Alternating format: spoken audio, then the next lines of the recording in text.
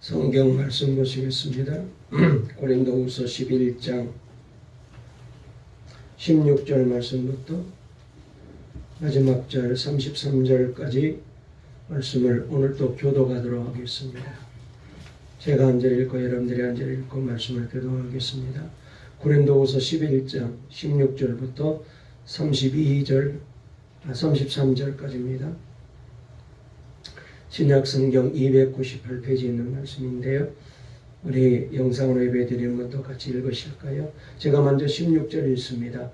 내가 다시 말하노니 누구든지 나를 어리석은 자로 여기지 말라. 만일 그러하더라도 내가 조금 자랑할 수 있도록 어리석은 자로 받으라.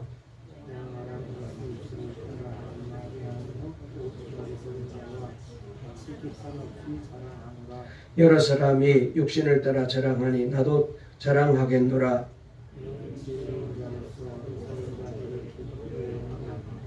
누가 너희를 종으로 삼거나 잡아먹거나 빼앗거나 스스로 높이거나 뺨을 칠지라도 너희가 용납하는도다.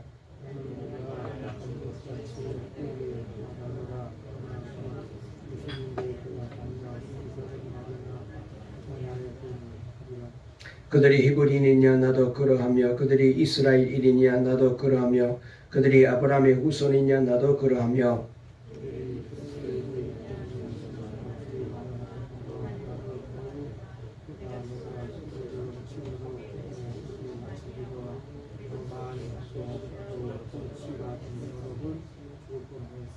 유대인들에게 40에서 하나 감한 매를 5번 맞았으며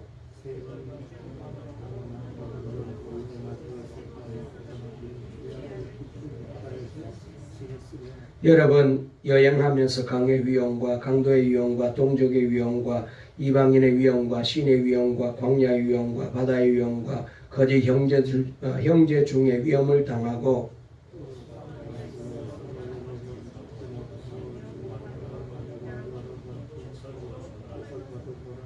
이 외에 일은 고사하고 아직도 날마다 내 속에 눌리는 일이 있으니 곧 모든 교회를 위하여 염려하는 것이라.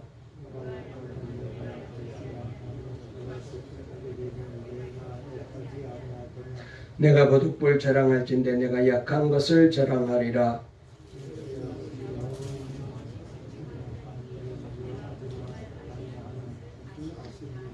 다메섹에서 아레다 왕의 고관이 나를 잡으려고 다메섹 성을 지켰으나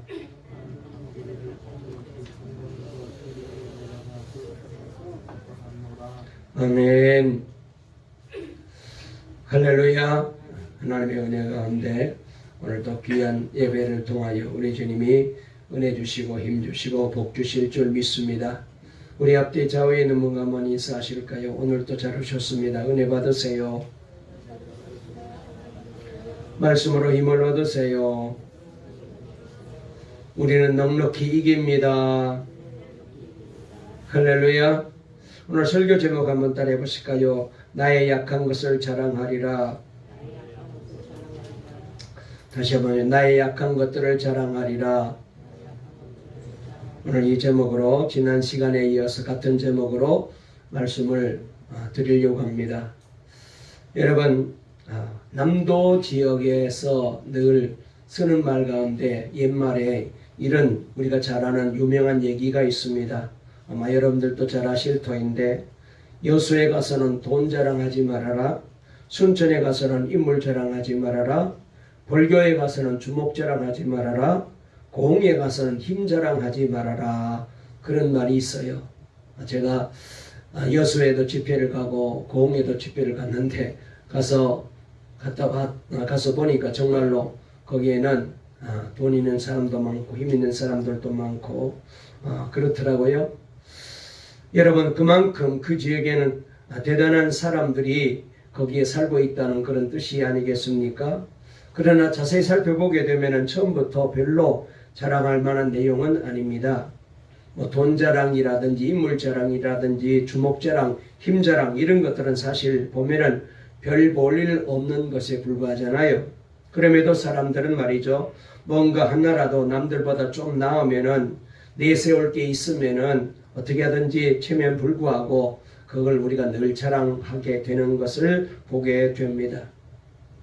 시편 20편 7절 말씀을 보게 되면은 어떤 사람은 병거를 자랑하고 어떤 사람은 말을 의지하나 우리는 여호와 우리 하나님의 이름을 자랑하리로다라고 시편 기자는 당시 각 나라와 군왕들이 흔히 자랑하는 병거를 말을 군사력을 의지하고 통치하고 그렇게 살았을 때 오직 스스로 하나님 앞에 겸비하며 하나님의 이름을 자랑거리로 삼겠다는 그런 통치 이념을 천명하고 있는 것을 우리가 잘 보게 됩니다. 오늘 우리가 읽은 말씀 속에서도 사도 바울은 내가 보듭을 자랑할진대 내가 약한 것을 자랑하리라라고 30절에 말씀을 하셨습니다.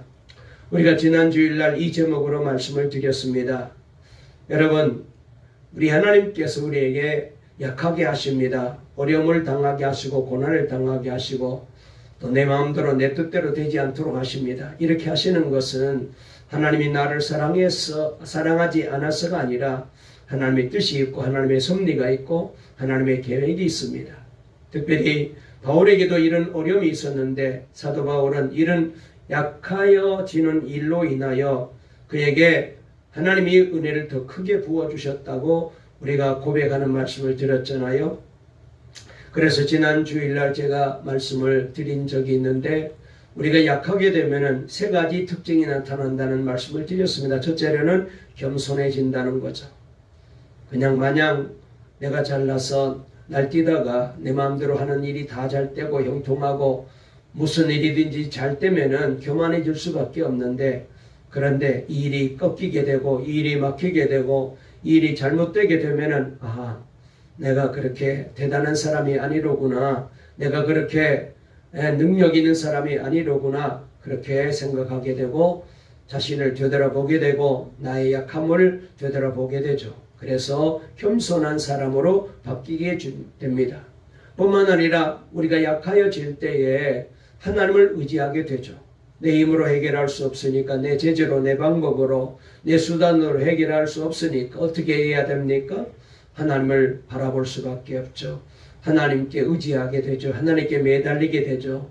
하나님의 도움이 없이는 인생을 살아갈 수 없다는 사실을 깨닫게 되고 인생 사람의 마음대로 되는 게 아니고 아무리 좋은 환경에 살고 아무리 좋은 건강을 가지고 있고 아무리 권력이 높아도 아무리 돈이 많아도 그것만 가지고는 인생을 살아갈 수 없다는 것을 깨닫게 되고 겸손해서 하나님 앞에 나와 엎드리게 되고 회개하게 되고 하나님을 의지하는 사람으로 바뀌어지게 되죠.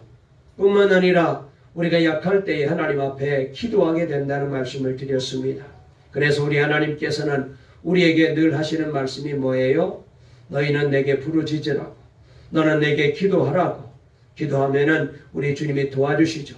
지난 금요일날 예배 오신 분들은 말씀을 드렸겠는데 빌립보서 4장 6절 7절 말씀에 사도 바울이 빌립보 교회 성도들에게 주신 말씀이 뭐예요? 아무것도 염려하지 말고 오직 기도와 간구로 너희 구할 것을 감사함으로 하나님께 아뢰라. 그리하면 모든 지각에 뛰어난 하나님의 평강이 그리스도 예수 안에서 너희 마음과 생각을 지켜주신다. 기도하면 평강을 주시고 기도하면 하나님이 도와주시고 기도하면 하나님이 내 편이 되어주신다는 거죠. 저와 여러분 이런 삶을 살아갈 수 있기를 주의 이름으로 축원합니다. 그러므로 여러분 우리는 하나님이 내게 어려움을 주시고 고난을 주시고 내 하는 일이 잘못되고 하는 일이 무너지고 가는 길이 막히고 속상한 일이 생기고 스트레스가 생기고 그럴 때에 여러분 감정적으로 우리는 이걸 대하지 말고 하나님이 나보고 더 기도하라고 하시는구나. 하나님이 나보고 더 낮아지라고 하시는구나.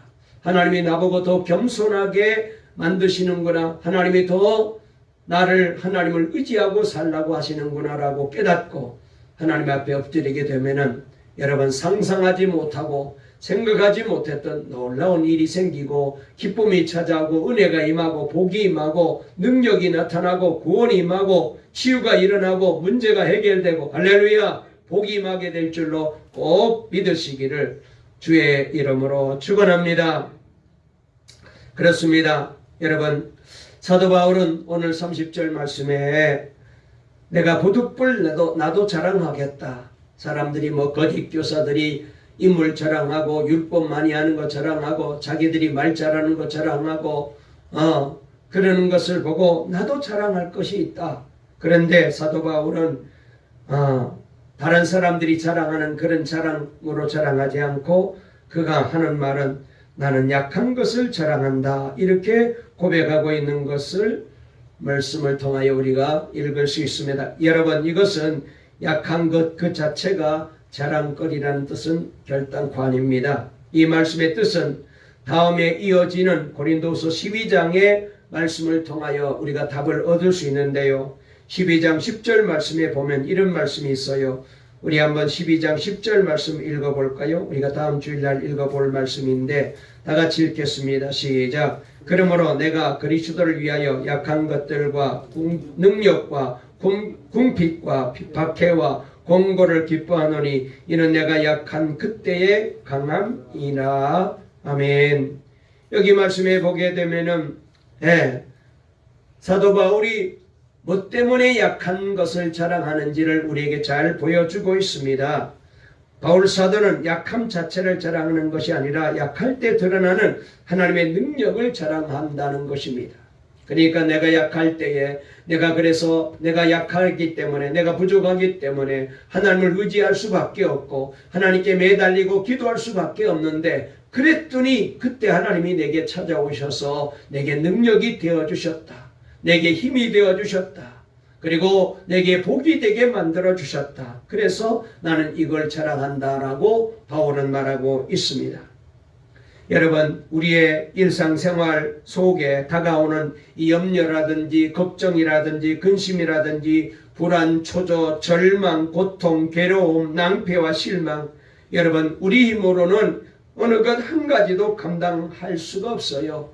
우리 제재로 우리 방법으로 이 문제를 해결할 수 없습니다. 내게 찾아오고 우리 가정에 찾아오는 이런 여러 가지 염려와 걱정과 불안과 근심, 이거 우리 힘으로 이겨낼 수 있던가요? 안 됩니다. 아예 노력해봤자 우리 사람으로는 감당할 수가 없어요. 그때 우리가 뭘 해야 됩니까? 우리 주님이 이렇게 말씀하셨잖아요. 할 수 있거든이 무슨 말이냐? 믿는 자들에게는 능치 못할 것이 없느니라. 할렐루야. 그렇습니다. 주님이 이렇게 우리에게 말씀해 주셨기 때문에 주님을 의지하고 믿음으로 나아가야 되는 거예요. 주님을 바라보고 주님을 의지하고 주님께 맡기고 기도해야 되는 것입니다. 그래서 믿음으로 생각하고 믿음으로 꿈꾸고 믿음으로 말하고 믿음으로 예배드리고 믿음으로 성전에 나서 기도하고 여러분 믿음으로 하나님께 모든 것 맡기십시오. 주님께서 이렇게 우리가 믿고 맡길 때에 믿고 기도할 때에 주님께서 우리에게 분명히 말씀하십니다. 그래, 내가 너 편이 되어주마. 내가 너를 도와주마. 내가 너의 힘이 되어주마. 내가 너를 구속하였고 내가 너를 지명하여 불렀나니 너는 내 것이라. 여러분, 우리가 잘나서 하나님의 백성이 된 게 아니잖아요. 우리가 뭐 재주가 많고 우리가 꾀가 많고 우리가 무슨 뭐 착하고 선해서 하나님의 백성이 우리가 된 게 아니잖아요. 여러분, 자격이 있는 사람 하나도 없습니다. 구원받을 만한 자격, 천국 갈 만한 자격이 우리 중에 있는 사람 있나요? 없습니다. 여러분, 목사인 제가 더 부족하고 허물이 많아요. 다 부족합니다. 허물 많습니다. 우린 자격 없습니다. 그런데 왜 주님께서 많고 많은 사람 중에 인물 잘나고 학벌 높고 돈 많고 여러분 인기 많고 여러분 재주 많은 나보다 잘난 사람들이 얼마나 많습니까? 얼마나 능력 있는 사람들이 많습니까? 그런데 왜 나를 사랑하시느냐? 그 많고 많은 사람들 중에 여러분 왜 나를 사랑하시느냐? 그 이유를 몰라요. 우리는 잘 몰라요. 그러나 주님은 내가 너를 사랑한다 말씀하시거든요. 주님 왜 나를 사랑하시죠? 묻지 마라. 그 묻지 마라. 내가 너를 사랑해. 무조건 내가 너를 사랑한다. 여러분, 이게 바로 하나님의 사랑입니다. 여러분, 우리가 이제 자녀를 낳아서 길러보게 되면 자녀가 얼마나 예쁩니까? 얼마나 사랑스럽습니까? 여러분들 다 자녀를 사랑하잖아요. 여러분들이 자녀를 사랑하는 이유가 없습니다. 내가 임신해서 그래서 힘들게 자식을 낳아서 길렀기 때문에 무조건 사랑하는 거예요. 인물이 좋다고 사랑하고 인물이 안 좋다고 안 사랑하는 게 아니잖아요. 여러분, 정상화로 태어났기 때문에 사랑하고 문제아로 태어났으니까 안 사랑한다, 그렇지 않잖아요. 무조건 부모는 자식을 사랑합니다. 이처럼 하나님이 저와 여러분들을 낳았잖아요. 내가 너를 낳았다 그랬거든요. 예수를 믿는 순간 영적으로 새 사람으로 태어났습니다. 할렐루야. 우리가 육신의 부모님을 통하여 육신적으로 이 세상에 태어났지만은 그때는 우리가 죄인의 몸으로 태어났잖아요. 이 생명은 아무리 잘난 생명이라도 왕의 아들 왕자로 태어나고 딸로 공주로 태어나고 재벌의 후계자로 태어났을지라도 여러분, 육신으로 태어난 이 생명은 죽을 수밖에 없습니다. 멸망당하여 지옥 가는 생명이에요. 저주받은 생명입니다. 그런데 이런 우리를 위해서 하나님께서 독생자 예수님을 보내주시고 그 예수님을 나의 구주로 믿었더니 영접했더니 성령께서 우리 안에 들어오셔서 우리를 거듭나게 만들어주시고 새사람 되게 만들어주시고 그렇게 하나님이 우리를 영적으로 새롭게 낳게 되었습니다. 그래서 저와 여러분들은 하나님의 자녀가 되었습니다. 하나님이 우리 아버지가 되시고 우리는 그분의 자녀가 되어서 이렇게 성전에 나와서 이렇게 영상으로 예배드리면서 하나님을 아바 아버지라 부르면서 하나님을 찬양하고 예배하고 하나님을 나의 구주로 하나님을 나의 주님으로 고백하며 주님 바라보고 살아가는 복받은 성도가 된 줄로 믿으시기를 바랍니다. 여기 이유가 없어요.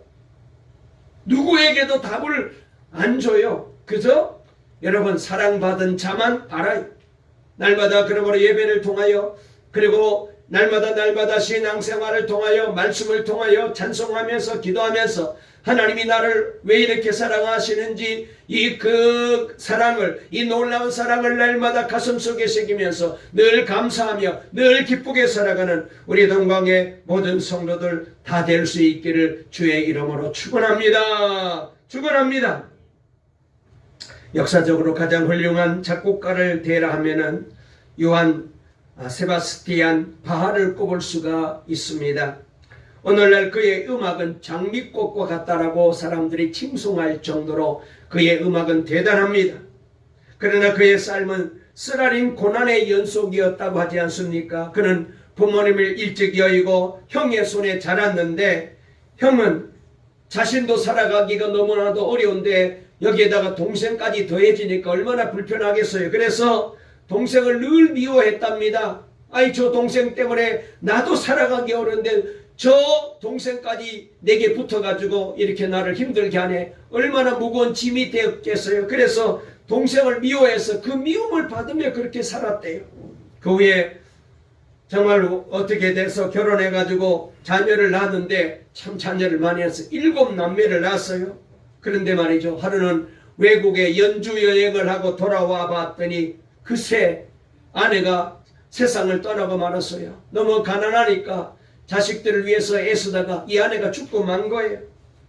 그러니까 남편도 없는 사이에 이 장례식을 다 치러버렸어요. 다시 재혼해가지고 자녀를 두었지만은 그 중에 절반은 죽고 그리고 남아있는 자녀 중에는 정신바각야도 있고 다 힘들어요. 그리고 노년이 이르서는 그는 시력을 잃었습니다. 설상가상으로 뇌출혈로 반신불구가 되었대요. 그는 가정 형편이 최악인 상태에서 둘째 아내마저 또 죽었답니다. 그러나 그는 계속되는 이 고난 가운데서 인생을 깊이 알게 되었고 자신이 겪은 아픔과 고난으로 수많은 사람들의 아픔을 위로하는 음악을 만들어낼 수 있게 된 거예요. 고난을 당한 사람의 다른 사람의 고통을 이해할 수 있잖아요. 그래서 독실한 루터교 신자였던 그는 작곡을 하면서 언제나 오직 하나님의 영광을 위하여라는 말을 거기 이제 작곡한 곡 위에다가 꼭 적어놨습니다. 그리고 오르간 연주곡에는 예수님의 이름으로라는 말을 꼭 적었습니다. 그는 이런 고난 속에서 모든 사람의 마음을 위로하고 하나님께 영광을 돌리는 아름다운 음악을 작곡하여 오늘날 음악의 아버지라는 칭호를 받게 된 것입니다.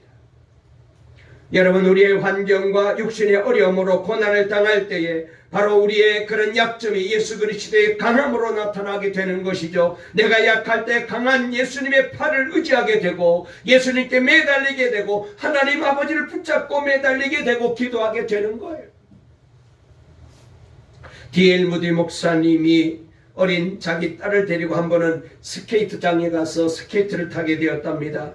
아버지가 딸의 손을 꼭 붙잡고 넘어지지 않도록 그렇게 붙잡고 스케이트를 타는데 딸이 말이죠, 아버지 손을 탁 떨쳐버리면서 나도 탈 수 있는데 왜 아버지가 나를 붙잡아? 아버지 저리 가! 그리고는 아버지를 밀쳐버리고 자기 혼자 타다가 그만 과장하고 뒤로 넘어지면서 엉덩방아를 찧었습니다. 그리고는 아파서 엉엉 우는 거예요. 그러니까 아버지가 다가가서 야 봐라, 너는 아직 스케이트에 능하지 못하니까 넘어지지 않아. 아버지가 잡아주면 괜찮아. 그리고는 그 큰 손을 내밀어서 이 아이의 손을 넙죽 잡아주었대요. 그러니까 이제는 한 번 넘어져서 아파봤기 때문에, 당해봤기 때문에 그때부터 이 아이가 아버지 손을 놓치지 않고 아버지께 매달리니까 가다가 넘어질 때쯤 되면 달랑달랑 매달리고, 넘어질 때쯤면 아버지 손을 붙잡고 달랑달랑 매달리고, 그래서 넘어지지 않고 스케이트를 재미있게 잘 타게 되었더랍니다. 여러분, 이처럼 우리가 고통을 당해봐야 예수님을 찾게 되고 하나님 앞에 엎드리게 되는 거예요. 만사형통하고 오케이 되면은 자기만 생각하고 자기가 잘난 줄 알고 자기만 의지하게 되고 자기가 가지고 있는 실력을, 자기가 가지고 있는 힘을, 자기가 가지고 있는 재물을 의지하고 절대로 주님을 찾지 않아요. 그렇기 때문에 오늘날 예수 믿고 나오는 사람 중에 대다수가 자기 개인의 사연이 다 있어요. 그렇습니다. 여기 계신 분들 중에 여러분 주님 앞에 나올 때에 문제가 다 있어서 나왔잖아요. 고난의 사연이 다 있잖아요. 자기 힘으로 해결할 수 없는 여러 가지 시련 때문에, 문제 때문에 자기의 연약함을 발견하고 예수님을 의지하고 주님 앞에 나오게 되었잖아요. 그러므로 고난은 반드시 우리의 적이 아니에요. 원수가 아니에요. 오히려 하나님께로 가까이 가는 기회가 되고, 이 고난은 하나님이 나를 부르시는 손짓이라고 그렇게 표현했잖아요. 여러분, 우리가 이렇게 고통을 당하게 되면은 예수님을 찾게 되는 것입니다. 바울 선생은 그가 복음을 전할 때에 환경에서 고난을 참 많이 당했어요. 유대인으로서 교회를 박해하다가 다메섹에서 우리 주님의 부르심을 받고 회심하여 복음 증거자가 된 바울은 얼마나 환경적으로 고통을 많이 당했던지 그가 고백하는 말씀이 고린도후서 12장 10절에 그러므로 내가 그리스도를 위하여 약한 것들과 능력과 궁핍과 박해와 공고를 기뻐한다. 이 말은 내가 그리스도를 위하여 약한 것들과 능력과 궁핍과 박해와 공고를 자랑한다. 왜? 나는 내가 그렇게 약한 그때에 주님이 내게 오셔서 내가 강할 수 있기 때문이다. 이렇게 고백하고 있습니다. 여러분, 우리가 약할 때 하나님을 의지하니까 하나님이 능력을 주심으로 강해지는 것입니다. 그렇잖아요. 빈 그릇이 되어야 무엇을 채울 수 있는 것처럼 약한 것을 알고 고백해야 주님의 능력이 여러분을 채울 수가 있어요. 여러분, 내 교만으로 가득 차 있고 내 자랑으로 가득 차 있고 내 욕심으로 가득 차 있는 그 속에는 우리 주님이 들어갈 틈이 없는 거예요. 나는 강하다, 나는 힘이 있다, 나는 할 수 있다, 주님 없이도 내 힘으로 얼마든지 살아갈 수 있어, 주님 없이도 얼마든지 내 인생을 나는 잘 훌륭하게 행복하게 만들어갈 수 있어. 여러분, 이런 사람에게는 주님이 도울 방법이 없어요. 빈틈이 없기 때문입니다. 그러므로 우리가 약할 때 강하게 된다는 것을 잊지 말아야 돼요. 그래서 고린도서 13장 4절에서도 보면은 그리스도께서 약하심으로 십자가에 못 박히셨으니 하나님의 능력으로 살아계시니 우리도 그 안에서 약하나 너에게 대하여 하나님의 능력으로 그와 함께 살리라. 이렇게 말씀하셨습니다. 우리가 예수님을 보게 되면은 예수님은 전적으로 자신을 하나님께 내맡기셨잖아요. 그렇지만 여러분, 그렇게 우리 주님께서 하나님께 내맡길 때 좋은 일만 있었던 건 아닙니다. 별도리 없이 로마 군인들에게 잡혀서 빌라도의 뜰에서 사형 선고를 받고 십자가에 못 박히고 달렸을 때에 예수님 의지한 건 오직 그래도 하나님밖에 없었어요. 그래서 하나님, 내 영혼을 주님께 맡깁니다. 이렇게 주님께 전적으로 맡기니까 고난이 있었지만, 환난이 있었지만 그래도 끝까지 주님께 맡기니까 어떻게 되었습니까? 우리 하나님께서 때가 되면 3일 만에 죽었던 예수님을 무덤에서 살아나게 만들어주시고, 그리고 만왕의 왕이 되게 만들어주시고, 만주의 주가 되게 만들어주시고, 모든 인류의 구세주가 되게 만들어주셨습니다. 약하니까 하나님이 강하게 만들어주신 거예요. 예수님이 자기 힘으로 모든 문제를 해결하겠다고, 자기 힘으로 구원을 완성하겠다고, 자기 힘으로 인류를 구원하겠다고 싸웠으면 하나님이 들어올 틈이 없었을 거예요. 그래서 우리에게 다가오는 연약이 반드시 우리에게 손해나는 게 아닙니다. 우리로 하여금 하나님을 찾게 만들어 주어요. 그래서 내가 산을 향하여 눈을 돌리라. 나의 도움이 어디서 올까? 나의 도움은 천지를 지으신 여호와에게서로다. 할렐루야. 하나님만이 우리 도움이시에요.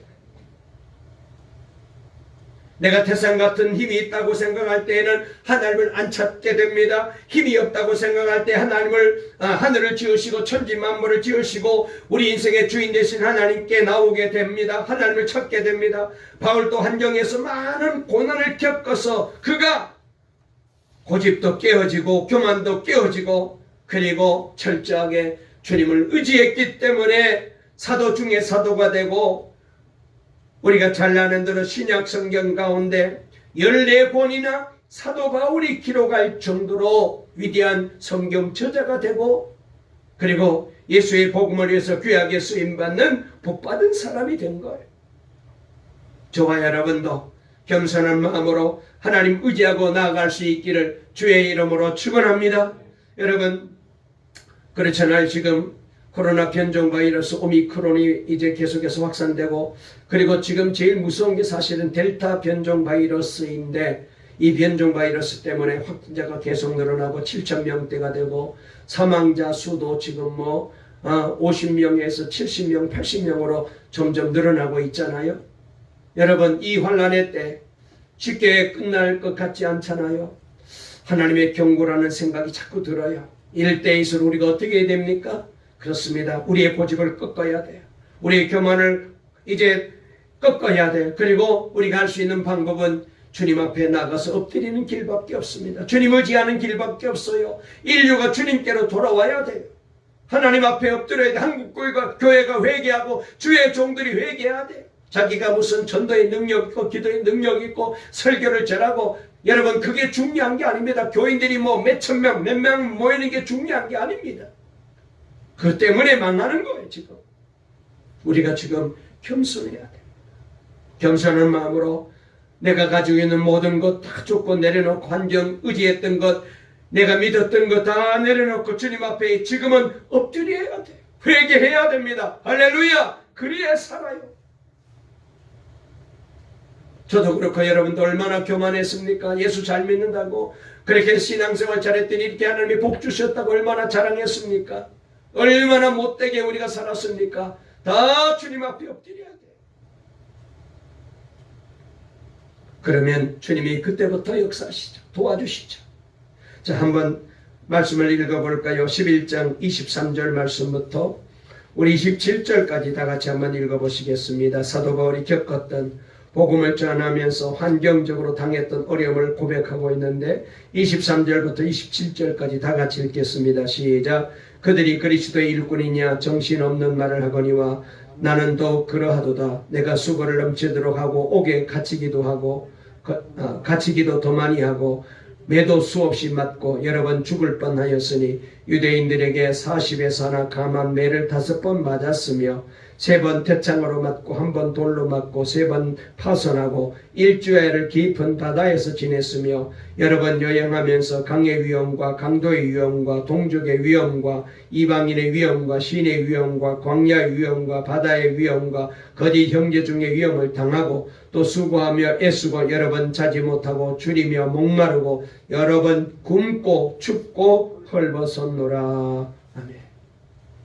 여러분, 바울이 복음을 전하러 다니면서 당했던 여러 가지 어려운 점을 여기 계속해서 고백하고 있습니다. 거기에다가 또 한 가지 더 문제가 있는데 뭐라고 말했습니까? 우리 28절도 읽어볼까요? 시작. 이외의 일은 고사하고 아직도 날마다 내 속에 눌리는 일이 있으니 곧 모든 교회를 위하여 염려하는 것이라. 아멘. 여러분, 이 고린도 교회가 얼마나 문제가 많습니까? 사도 바울이 세운 교회인데 성도들이 거짓 교사들에게 속아 넘어가서 바울을 오해하고, 그래서 바울을 오히려 가짜라고 말하고 거짓 선생들의 말을 따라갔다가 저들은 다 어림을 당하게 되고 교회가 정말 풍지박산 날 뻔했는데, 그래도 저들이 깨달았잖아요.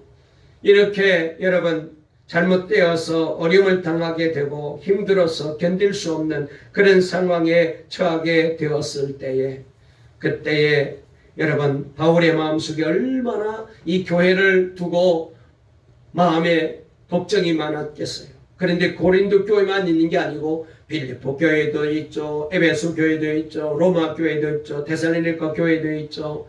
뭐 교회들이 얼마나 많습니까? 사도 바울이 얼마나 많이 전도하고 교회를 세웠습니까? 교회들마다 다 지금도 어려운데, 옛날에는 여러분 핍박이 그렇게 많은 때에 교회를 세워놓고 성도들이 신앙생활하는 게 얼마나 어렵습니까? 그런데다 거기다가 거짓 교사들이까지 교회 안에 침투해 이단이 돌아가지고 교회를 막 이렇게 흔들어 놓으니까 바울의 마음속에 육신적으로 매맞고 굶주리고 헐벗고 이런 것은 견딜만 해요. 뭐 육신적으로 아프면 끝나니까. 그런데 이 마음에 교회를 통하여 생긴 여러 가지 걱정 때문에 바울이 얼마나 힘들었는지 오늘 여기 이렇게 고백합니다. 뭐라고? 이외의 일은 고사하고 아직도 날마다 내 속에 눌리는 것이 있으니 모든 교회를 위하여 염려하는 것이라고 고백하잖아요. 여러분, 바울이 왜 이런 고난을 당하느냐? 고난을 통해서 살아계신 하나님을 체험할 수 있기 때문인 것입니다. 여러분, 밤이 있어야 낮이 있는 줄 알게 되고 추워야 더위를 고맙게 여기는 것처럼 바울 선생이 그 많은 고난을 통해서 고난에서 건지시는 예수님을 체험했기 때문에 사망은 우리 안에 역사하고 생명은 너희 안에 역사한다라고 사도 바울은 분명하게 말씀하고 있어요.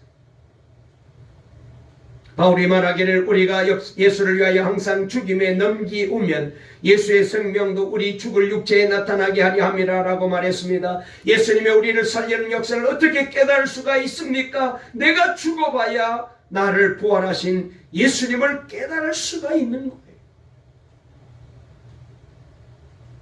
사도 바울은 복음을 잔으로 다니면서 수없이 얻어맞기도 했습니다. 그래도 견뎌내었습니다. 파선을 당해도 건짐을 당하고 돌에 맞아 죽을 뻔도 했습니다. 그래서 쓰레기 더미 속에 버렸는데 하나님이 살려주셨잖아요.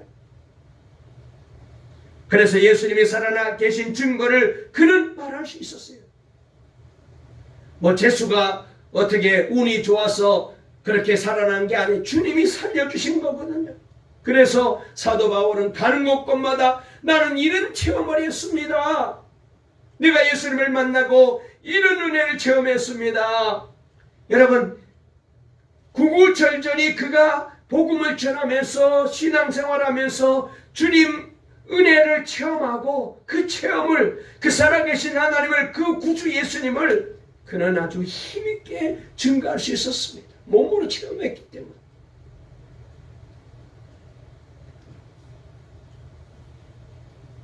사도 바울은 특별히 그는 셋째 하늘에 올라가서 말할 수 없는 신비한 광경을 체험했다고 말하잖아요. 이 셋째 하늘은 이제 우리가 말씀을 통해서 다음 주일에 살펴보겠는데 천국을 갔다 온 거예요. 여러분, 천국 갔다 오는 게 이게 보통 일이 아니잖아요. 미리 천국을 구경했습니다. 그는 말하기를 내가 그때 몸 안에 있었는지 몸 밖에 있었는지는 잘 모르겠는데 아무튼 하나님께서 나를 천국을 구경하게 만들어 주셨다고 하나님의 놀라운 계시를 하나님의 그 신비한 은혜를 체험하게 되었다고 말하고 있습니다. 여러분, 바울이 교회도 많이 세우고 전도도 많이 하고, 그리고 바울이 기도하면 병든 자가 살아나고 죽은 자가 살아나고, 그 다음에 복음을 전하면은 귀신이 떠나가고 안 믿는 불신자들이 다 주께로 돌아오고 교회를 세우고, 뭐 그러니 얼마나 대단합니까? 저도 한때 말이죠, 뭐 집회를 나가서 막 병든 사람에게 손을 얹어 기도하면 병마가 떠나고 귀신이 떠나가니까 야, 내가 대단한 줄 알았어요. 교만해지더라니까요. 우리 교회 성도들 중에서 다 아시잖아요. 우리 교회 오신 분들 중에서 병들어서 오신 분들이 얼마나 많이 계셨습니까?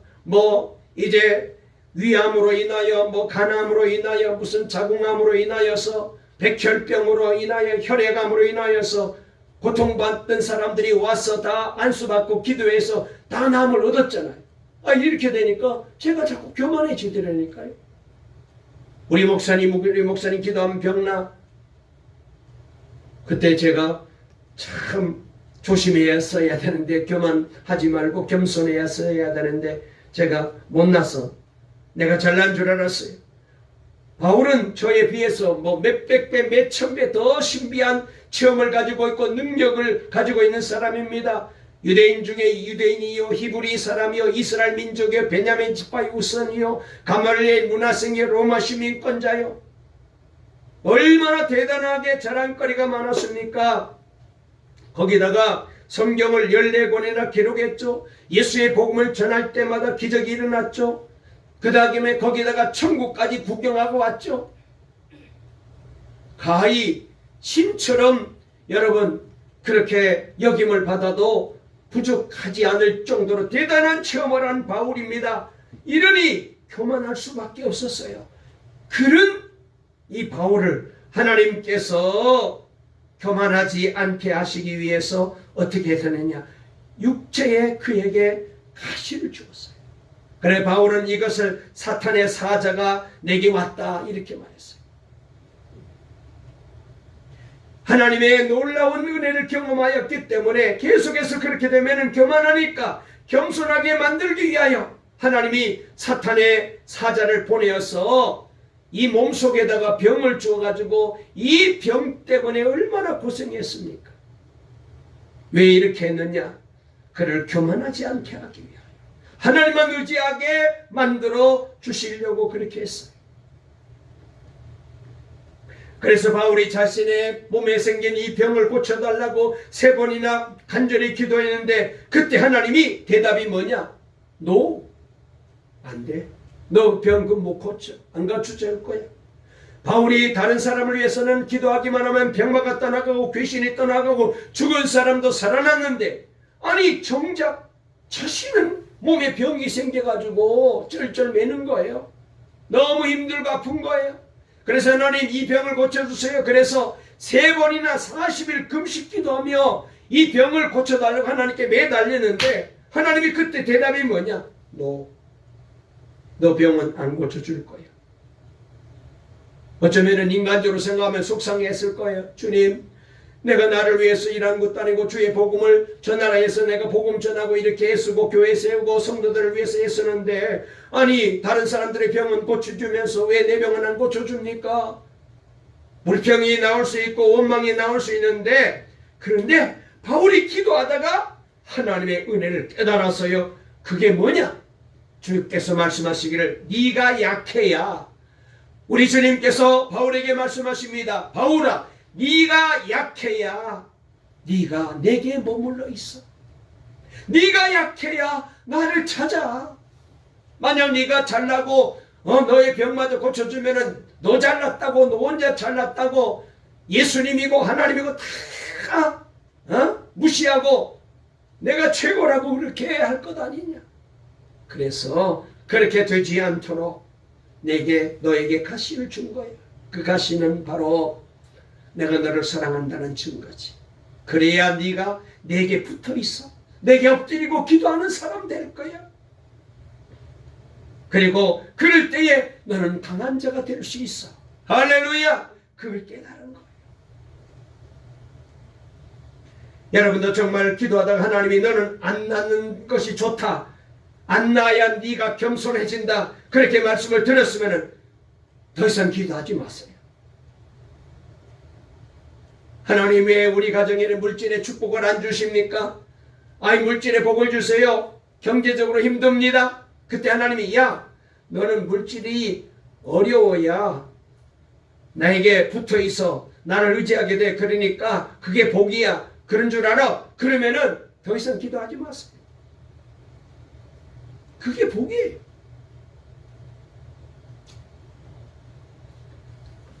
한국에 훌륭하신 목사님들 많이 계시고 신학자들이 많이 계신데 그 중에 이상근 박사님이라고 계십니다. 이분은 성경 주석을 하신 분인데 특별히 신약 성경 주석을 해서 제가 신학교 다닐 때 이 주석으로 공부를 했는데 참 그 주석이 너무 은혜롭고 이분이 말씀을 쭉 풀어놨는데 참 제게 큰 힘이 되어서 신학교 다닐 때 이 책을 참 좋아하고 많이 읽고 도움을 많이 받았습니다. 그런데요,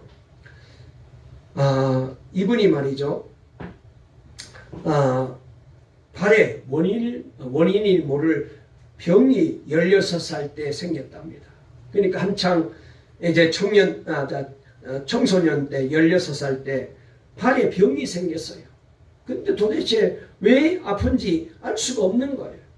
그래서 그의 어머니가 40일 작정 기도를 했는데도 아들의 병이 안 나으니까 그래서 학교도 못 가고 집에서 성경만 읽고 그렇게 외우고 있었더랍니다. 그러니까 뭐 발이 아파서 걸을 수 없으니까 학교를 못 가고 집에서 그래서 이제 어머니를 통하여 이제 예수를 믿게 되었고 성경 말씀을 자꾸 읽으라고 했기 때문에 그래서 성경을 계속해서 읽었답니다. 그런데 어머니가 누구 말을 듣고 어디 가서 한약 처방을 받아와 가지고 그걸 붙이면 낫는다고 발에다 붙여줬는데 오히려 그게 원인이 돼가지고 병이 덧나가지고 더 크게 문제가 생겨서 이제는 완전히 걸을 수 없을 정도로 장애를 입게 되었어요.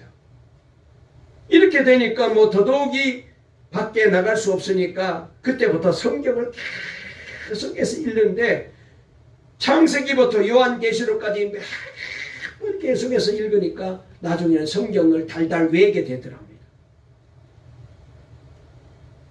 그렇게 60년 동안 발 때문에 고통 속에 지내면서 성경 주석을 책으로 만들고 그렇게 귀한 일을 하게 되었는데 그런데 1993년 은퇴하시면서 한번 도대체 왜 그렇게 아픈지 정밀 한번 검사를 해보자고 그래서 외과 의사의 권유를 받아가지고 촬영을 하고 수술을 했는데 봤더니 발꿈치 속에 1.5cm짜리 철사가 들어가 있더랍니다.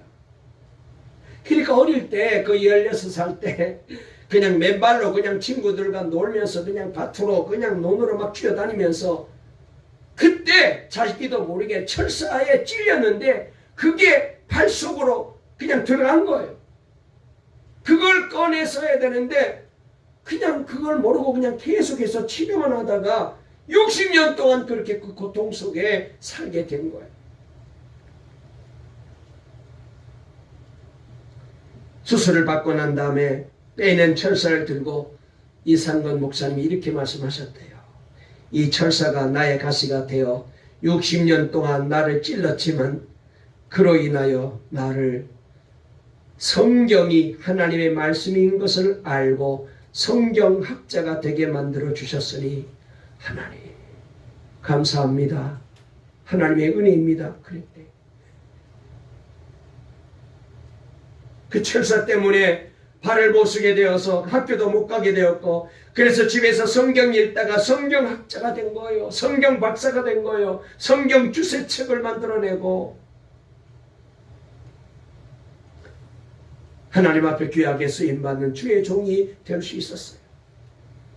여러분 육체의 가시가 무엇입니까? 혹시 우리 성도들 가운데 가시 때문에 아파하고 짜증내고 고통스럽고 힘들어하십니까? 여러분 이게 바로 하나님 앞에 나가는 길임을 기억해야 돼요. 이 일로 인하여 기도하게 되고 주님 앞에 더 가까이 나가게 되고 그리고 주님을 의지하게 되면 오히려 그 가시가 내게 복이에요. 그래서 로마서 8장 28절 말씀에 우리가 알거니와 하나님을 사랑하는 자 곧 그의 뜻대로 부르심을 입은 자들에게는 모든 것이 합력하여 선을 이루느니라. 한 말씀만 더 드리고 말씀을 마칠게요. 여러분 우리가 교만하면 안 됩니다. 이 교만이 가장 큰 신앙생활의 원수고 적입니다. 교만하게 되면은 그때부터 하나님으로부터 버림받게 됩니다. 하나님은 교만한 자는 물리치시고 겸손한 자와 함께 하신다고 그랬잖아요. 겸손하면 우리 주님이 도와주시고 겸손하면 우리 주님이 붙잡아 주시고 겸손하면 주님께서 역사하시죠. 그래서 고린도후서 1장 8절부터 10절에 보면 형제들아 우리가 아시아에서 당한 환난을 너희가 모르기를 원하지 아니하노니 힘에 겹도록 심한 고난을 당하여 살 소망까지 끊어지고 우리는 우리 자신이 사형 선고를 받은 줄 알았으니 이는 우리로 자기를 의지하지 말고 오직 죽은 자를 다시 살리시는 하나님만 의지하게 하심이라. 그가 이같이 큰 사망에서 우리를 건지셨고 또 건지실 것이며 이후에도 건지시기를 그에게 바라노라. 이렇게 고백했어요. 시편 119편 71절에도 고난 당하는 것이 내게 유익이라고 고백했습니다. 여러분, 사람마다 다 약점이 있습니다. 약한 것이 있어요. 이 약한 것은요, 하나님께로 나가라는 하나님의 신호이거든요. 몸이 아프십니까? 일이 잘 안 됩니까? 가정에 문제가 생겼습니까? 자녀들에게 어려움이 있습니까? 경제적으로 힘듭니까? 사람들이 문제가 생겼습니까? 이게 바로 하나님께로 나가는 방법이라는 걸 기억하시고, 이 고난 때문에 염려하거나 걱정하거나 속상해하지 마시고 주님 앞으로 가지고 나가십시오. 주님께 맡기고 기도하십시오. 주님 바라보십시오. 고난이 복이 되게 만들어주시고 약한 것이 여러분에게 은혜가 되고 복이 되고 자랑거리가 되고, 하나님 이것 때문에 내가 살았습니다. 이것 때문에 내가 주님을 붙잡았습니다. 이것 때문에 내가 주님을 의지하고 삽니다. 이것 때문에 내가 천국 백성 되었습니다. 하나님 앞에 영광을 돌리는 그날이 오게 될 줄로 믿으시기를 간절히 주의 이름으로 축원합니다. 축원합니다. 살아계신 하나님 아버지 감사합니다. 우리도 약한 것들이 있는데 아버지 하나님, 이것 때문에 속상하고 화내고 신경질 내고 불평했는데 말씀을 통하여 바울의 경고를 통하여 은혜를 받고 보니 이게 바로 우리의 자랑거림을 알았습니다.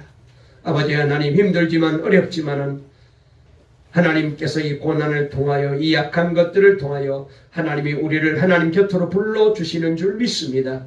우리도 겸손한 마음으로 하나님을 의지하고 기도하게 도와주시고 하나님만 믿고 나아가게 도와주셔서 고난이 자랑거리가 되고 약한 것이 자랑거리가 되고 아버지 하나님, 고난 때문에 하나님 앞에 서게 되고 하나님의 자녀가 되고 복받은 성도가 되고 하나님 앞에 쓰임받고 하나님의 영광을 드러내는 귀한 우리 동강의 모든 성도들 되게 하실 줄 믿습니다. 예수님의 이름으로 기도 올리옵나이다. 아멘.